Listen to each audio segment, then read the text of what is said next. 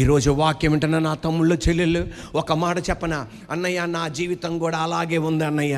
ఇప్పటిదాకా నేను నా జీవితం ఆశీర్వాదకరంగా లేదు, నా నీడ కూడా ఆశీర్వాదకరంగా లేదు.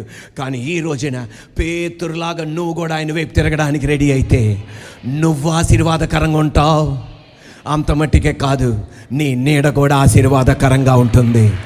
ఈ రోజున 2024 డిసెంబర్ 18 నీతో నాతో చెప్పేది, ఇప్పటి వరకు నీ జీవితం ఎలాగుందో నాకు తెలియదు.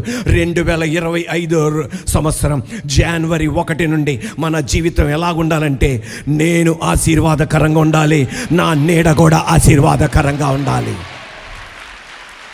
నేను ఆశీర్వాదకరంగా ఉండాలి, నా నీడ ఆశీర్వాదకరంగా ఉండాలి. యేసయ్య రాకడ ఆలస్యం అయితే 3000 సంవత్సరం కూడా ఇటువంటి ఒక పాస్టర్ గారు ఉన్నారని చెప్పుకోవాలి.